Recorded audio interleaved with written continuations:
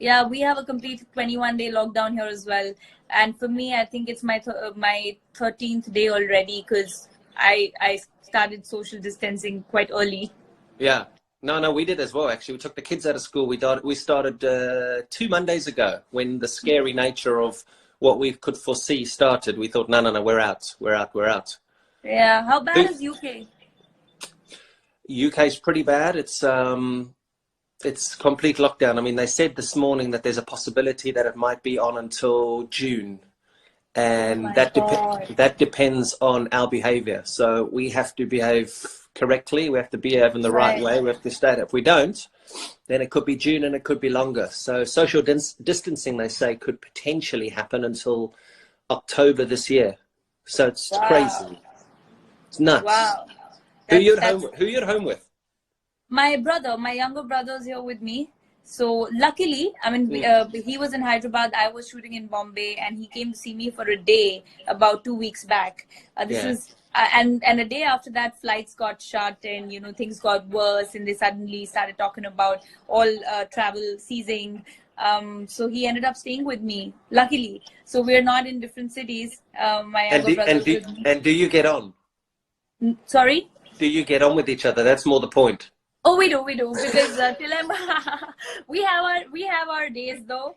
We have our moments, with me working out outside. I play music in the morning, and then he's like, "Dude, it's morning," and I'm like, "No, it's 11 a.m. and only because of you, I am training at 11. Otherwise, it's 9 a.m. Yeah, and but it's fun.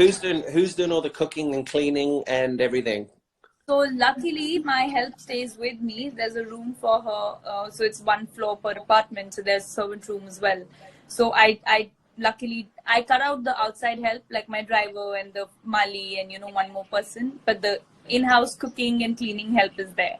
Jesus, how lucky. How lucky are you? Lucky. Over here, we're complete lockdown. So I've been cleaning toilets. I've been doing all sorts. It's interesting. And your wife's doing the cooking? Sure, yeah, she's a very good cook. She's a very good cook. So she's been doing all that kind of stuff. But it's the runaround. It's the complete runaround. Having 2 children run around in a space is nuts. It's nuts. So what do you miss? What are you missing at the moment about outside? Are you missing? I'm missing travel? my work. Oh, yeah. I think not travel as much. I've actually been pretty good, Kevin. I'm a person who has a very hectic lifestyle in general, and I would sleep only 5-6 hours. And this is the longest vacation of my life. When I say life, I mean I'm not even when I was back in school, stayed at home for so many days together, at home, not stepping out. Because we were into sports, and when we were into golf, we used to always be out. But I've been pretty good, and I think because I understand the importance of me time and just sort of connecting with yourself, so I've been doing that. I started some meditation. I'm doing some online courses. In the morning I have my workout in yoga anyways. So half a day goes with that, and the other half of the day is trying to cook something. Watching a lot of. What are you cooking? So I made gluten-free pancakes day before yesterday, and that's healthy. Yes, so only healthy cooking. So I love pancakes. Pancakes are healthy. Yeah, jeez, really? I made gluten-free pancakes. Oh, so because they're gluten-free, they're healthy. Yeah, because they didn't have sugar as well. Okay.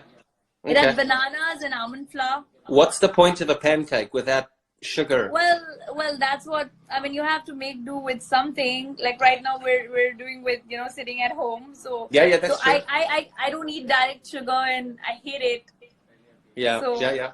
Well, someone said actually that you're very hardworking, you're punctual, and you become very spiritual. What's that? Does that just come from your parents?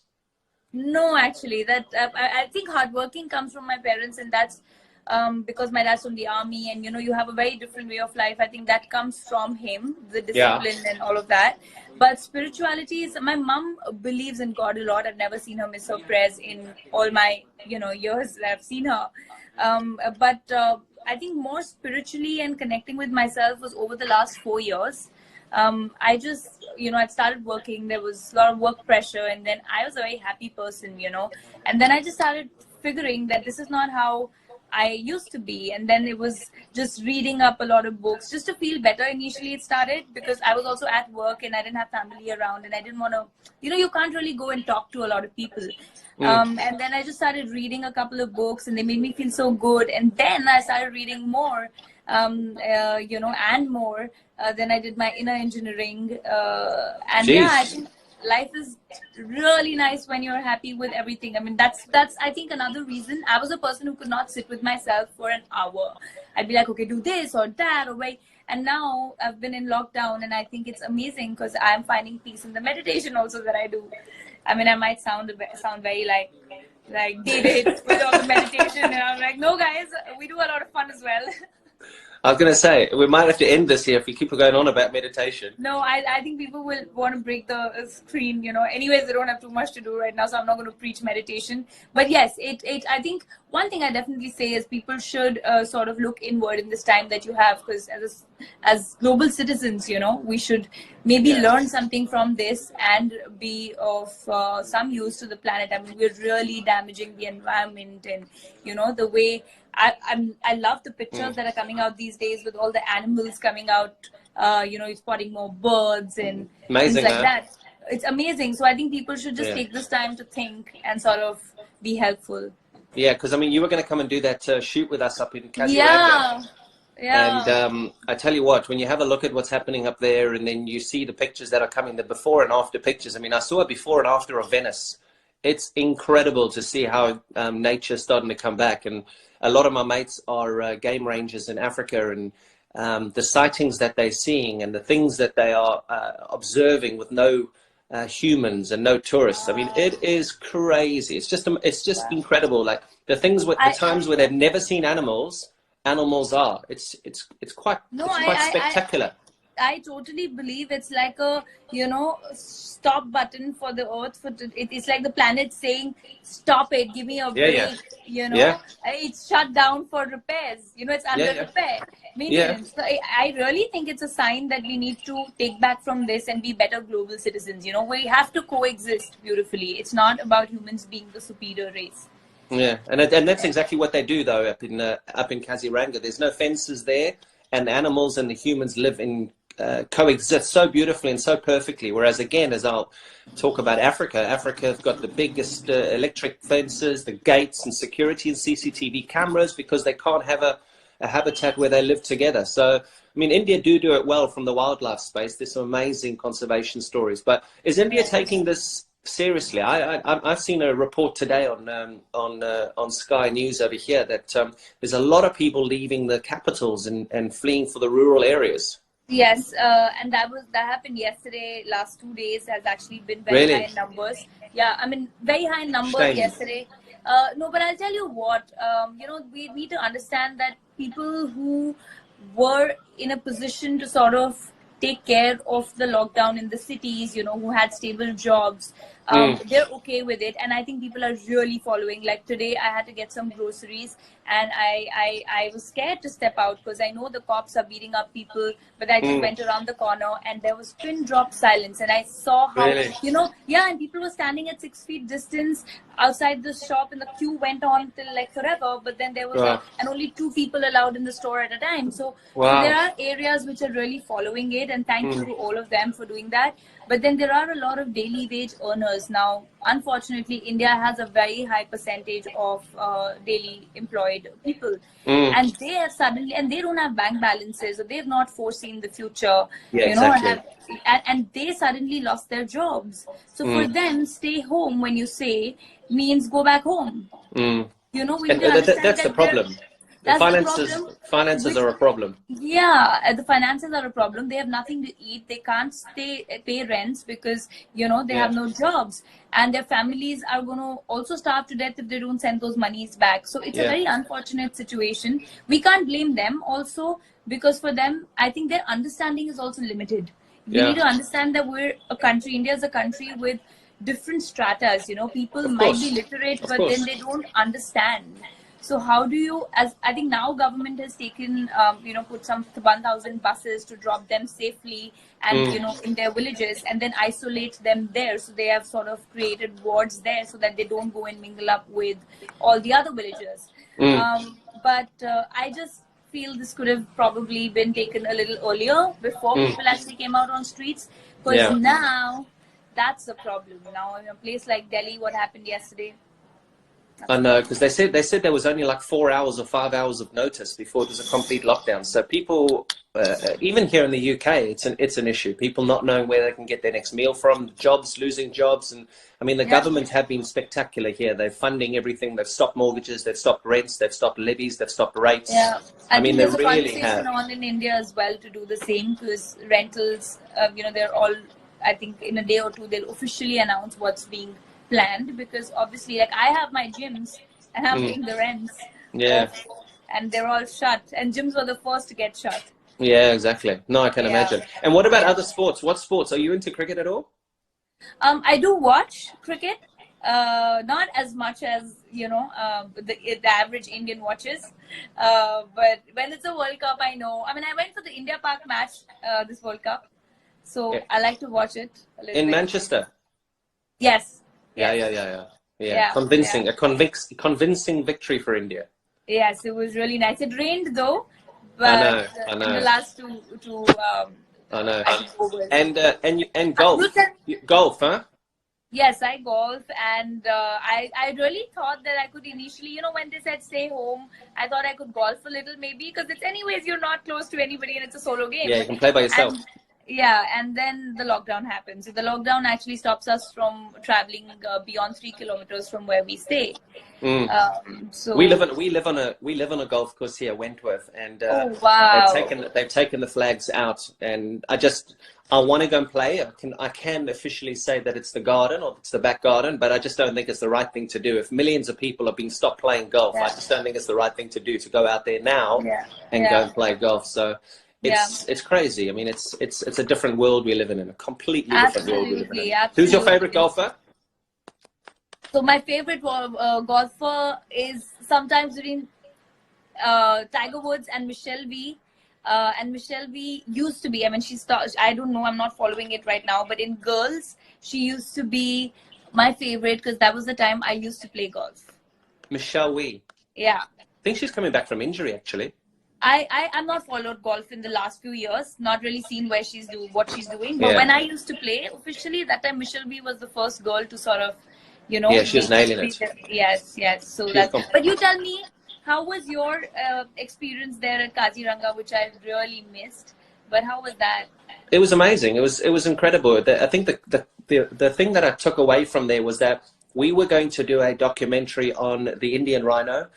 We had done our first documentary on the rhino in Africa, in South Africa, and we talked about everything from the security to the humans to the laws to the rangers to everything that happens in an African environment. And when we took that knowledge from Africa into India, we thought it was going to be exactly the same. However, the human stories that came out of Kaziranga National Park are just some of the best things that I've ever seen in my life.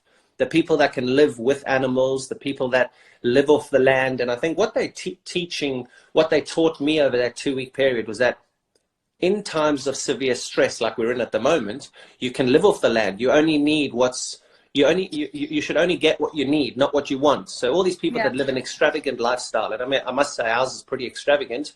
However, in times like this, you realize, do you need everything that you've got? You want something to, and so that's what I think it was. It was so beneficial from that side. And I mean, I know that our guys are in the editing suites at the moment, and I think it's going to be the most beautiful documentary showing off India in the most majestic way. The pictures are going to be so colorful. The people we met are so powerful as well.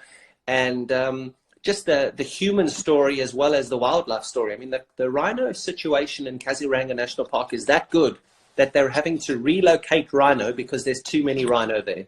Oh, wow. And that's how well they're protecting the animals. So it's one of the greatest conservation stories of India. It's truly phenomenal. That's amazing. Phenomenal. I feel so bad that I couldn't be there. It's fine. Any other way that we can push this through, I'd love. We will. Listen, why don't we just whack on? I'm going to whack on these questions because I can hear my kids are starting to go. I need to. Yes, let's do some questions. Yes. Idol. Who's your idol? Okay, so I've not really had an idol all my life, because I've taken a lot from different people, and I really think that there are many lives to sort of learn from as opposed to one. But if I have to pick, I'd say my dad, because I don't know. I just feel if I could be 10% of the amount of intellect that he has, I'd be very happy. And just the army man that he is, I think there's something about them. They're fearless and they're just strong mentally and emotionally. So I think my dad. And a lot of people have said something about Southern Indian movies. You're going to Bollywood. What's the story there? I don't know too much about all the industries. Yeah, and I know people feel that I'm not doing films in the South anymore. So I started my career there, and I'd been working there for the last 5 years, 6 years now. But about 4 years back, I came back in Hindi, and then I got busy here. So, I had 2 releases, and I'm working on 3 films here in Bombay, which has led to me doing only 1 film in Telugu and 1 in Tamil at this point. So the quantity has gone down to 1 film. Right, okay. So that's why they're missing you. Yes. So it's that. It's not a bad thing that they're missing you. Which is, it's a good thing, but I promise that I will always have 1 film on, for them. Yeah, exactly. That's something I won't leave. Favorite holiday destination, and who would you wanting to go with? Perfect holiday would be any beach place. I'm a beach bum, Oh, yeah. So any beach place, and I'm a people over place kind of person. So good company. Hopefully, I'd like to do when things open up with whoever my boyfriend would be, whenever that would be. That's going to lead me on to my final question, because the majority of the questions that came through, who's your boyfriend and what's the story? Are you kidding me? That can't be the question. The question will be, when are you getting married? Please tell, when are you getting married? That will be the question. And I'm like, guys, get me a guy first, Okay, so no guy, oh my goodness. Okay, so everybody watching, she's available. Off you go. Enjoy. I think. I think she's single. Knows it now. I'm single. Yeah, not available. I'm single. I think that just sounds a little better. Much better. And if you were the PM, what would you be saying to the nation at the moment? Would you be saying stay strong? What would you be saying? Well, I don't have to be a PM to be that. I think he's saying well enough. He's doing well, isn't he? Yes, and I would just say that please stay home and please stay safe and understand that this is not a joke, and you are putting a lot of people's lives at risk when you step out. Do it for yourself, your family, if not for yourself, and your loved ones. And please stay safe and wash your hands and stay and maintain hygiene. And that's the only way we can beat this virus. Amazing, wicked, man. Rakul, thanks. That was awesome. Thank you, Kevin. Stay safe. Look after